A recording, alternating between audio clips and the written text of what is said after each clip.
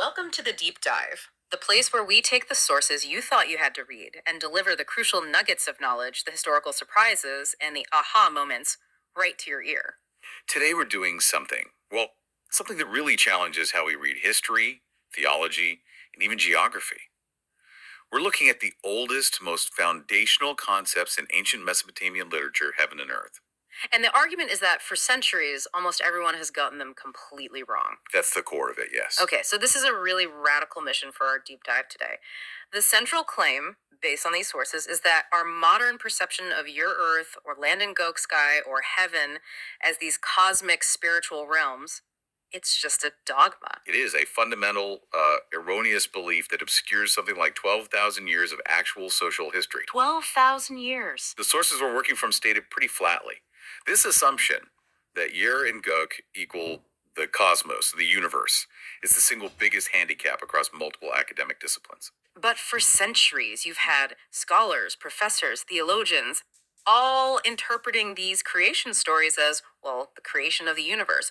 What evidence is so strong that we can just say they're walking on, as the source puts it, 1 foot? The evidence is in the geography. It's in the administrative records. See, the concepts of Yer and Gok, they're not cosmogony. Meaning not abstract creation myths about stars and planets? Exactly.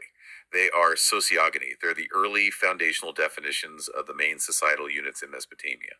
And they're specifically mapped along the flow of the Euphrates River. Sociogony. So what does that actually mean? Is it just saying society came first, or is it fundamentally changing how we even approach the idea of creation? It's definitely the latter. It means that when these ancient texts talk about the creation of heaven and earth, they aren't talking about some divine spark creating the physical universe. Right. They're detailing the continuous historical process spanning millennia of defining and separating specific governed territories and the societies inside them. So this lets us view all this dense religious literature not as, fantasy or theology, but as reliable records. Reliable, continuous records of social history. Okay, let's map this out then. If Yer and Gok are societal units, which is which? Let's get into the core geographical equation the sources lay out for us. Okay, so the equation is remarkably precise. It links location, color, and region. YER, which is the root for earth or land, is equated directly with Sumer. Sumer. Geographically, this is the lower southern black or dark region. It's associated with the downriver flow of the Euphrates. And culturally, the source points out this is where the Karbashla Toplum lived, the black-headed people, often identified by their darker clothing. Precisely. Now, Guk, or sky, air, heaven, that's equated with Akkad. This is the upper northern white or light region upriver from Sumer. And this Akkadian region, often associated with Semitic groups, is linked to white or light clothing. So this is a color distinction based on populations and administrative zones. Not the eternal forces of good and evil, not at all. That grounding in reality is powerful. We know Mesopotamian geography centers on the Euphrates and the central temple city of Nippur. How does the river flow really solidify this north-south, upper-lower distinction? Well, in that part of the world, upriver is always considered upper, and downriver is lower. It's a simple, consistent logic. And we see this pattern consistently in geographical names. Med is always designated Yukaro, or upper. While Sisri is Ashao, lower. Exactly. So Akkad being upriver is Yukara, and Sumer being downriver toward the Persian Gulf is Ashaya.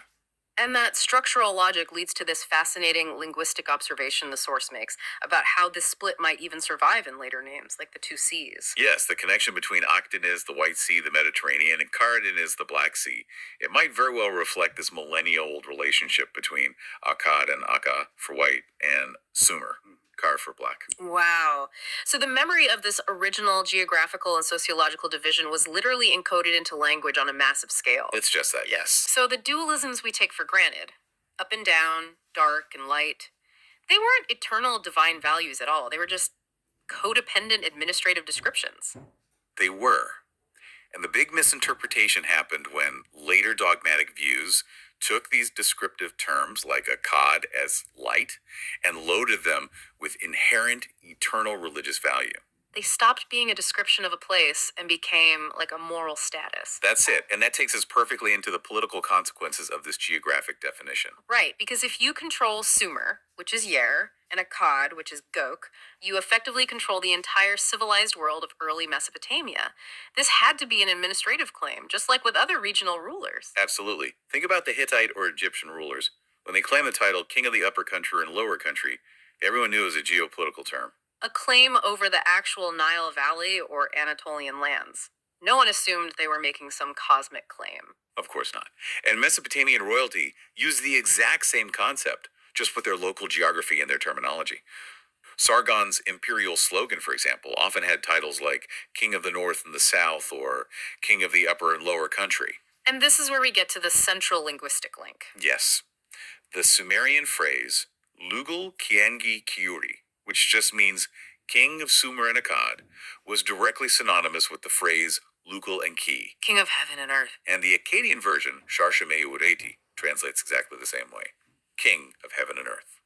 So if I were listening to a Sumerian king claim to be Lugal and Kai of 4,000 years ago, I wouldn't think he was ruling Mars and Venus. I'd understand he was claiming complete authority over the territory of Akkad and Sumer. The top and bottom of the governed Euphrates region. That's all it was. That's it. And this is exactly the point where the source material critiques modern academia. The lack of this basic geographical and administrative understanding leads to what the source calls the mistake of the prof.dr. The highly educated person who mistakenly thinks that a phrase like, all authority in heaven and on earth has been given to me, Which we hear in later religious texts. is some unique divine concept, when really it's just a centuries-old standardized royal administrative template, A template used by Inanna, Sargon, Naram Sin. and later prophetic figures. It just means dominion over the full geographical extent of the governed country. The most sacred proclamations of sovereignty often started as, well, geopolitical boilerplate for border control. So if heaven and earth are these two distinct societal units, the split must go deeper than just administrative control. It has to dictate the identity of the people themselves. It absolutely does. Yeah. And this gets us to the two prototypes that emerge from this division, the living versus the mortals. Okay, tell us about that. This is a really profound distinction, and it's rooted in those two regions. The Sumerian prototype, associated with Yer, the lower region, is the living first son. The farmer? The farmer or agricultural prototype, yes. Figures like Dumuzi or Adam. They belong to the Yashanlar Ukesi Toprao, which means the land of the living. This was the traditional established society. And on the other side? Conversely, you have the Akkadian prototype, associated with Guk, white, upper. This is the only mortal son, often a shepherd and nomadic prototype. Later, you see this associated with faces like Jesus. They belong to the Ulur, or Ulumdulur, Ulkesi Toprao. The land of the dead, or mortals, or spirits? Yes, and this is where we have to completely eliminate the cosmic reading. These lands were never imaginary. The land of the mortals, or the land of the dead, was a special, often negotiated geopolitical region. A real place. A real defined territory, often established through alliances and frequently associated with the sacrifices or ritual death of that only son figure. So, the underworld. Hades, the land of the dead, was a physical place on the map in northern Mesopotamia. Where? Do we have locations? We have concrete evidence. It points to the area near Erbil. Gaugamela, for instance, is identified as the region associated with Gog and Magog, the nodes in the Torah and Hades in the Theogony. This was the literal Ululur Ukizi, The land of the mortals. the land of the mortals or spirits, yes. It shifts the entire concept from some mythic realm beneath the ground to a geopolitical region, a buffer zone maybe, just outside the core administrative zone of Sumer. Exactly. Other regions like Eru, Uruha, and Urfa were known as the territory of the Ruhanulur, the spirits or prophets. Turabdin was another area strongly linked to these mortal sons. These were real, manageable, and often dangerous regions just north of the Fertile Crescent. And the source draws a terrifying line from this religious and geographical division directly to later social structures. How did this distinction, the living versus the mortals, lead to the later formation of the slave society, the Kalichi Toplum? This is the critical and frankly the horrifying transition. The land of the mortals defined a group of people who were, let's say, destined for death or sacrifice to maintain the social order. Okay. When the larger empires later consolidated, they found a way to keep the mortal son category alive, but they did it by defining them through servitude. They made them cool, servants, or slaves. So the ancient religious and geographical definition of who belonged to the land of the mortals became the philosophical and legal bedrock for who could be systematically enslaved. The moment you give a geographical distinction of religious identity, you set up a social destiny.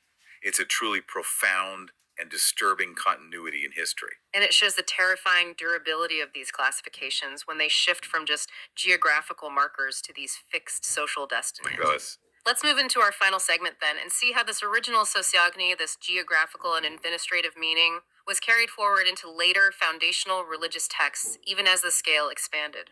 the continuity is inescapable. I mean, look at the very opening of Genesis, or the Torah.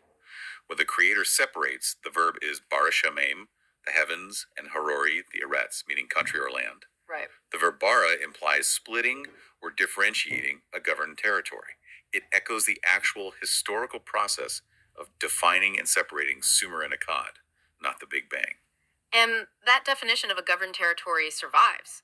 In the New Testament, in Matthew, when the will is asked to be done on year as it is in Gug, the year concept still means a specific governed society or country. It's where the divine rule is meant to be implemented. It's not just the world in a generic sense. No.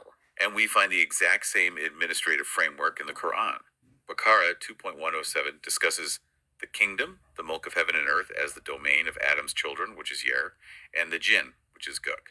And the source makes a fascinating point here. A crucial point.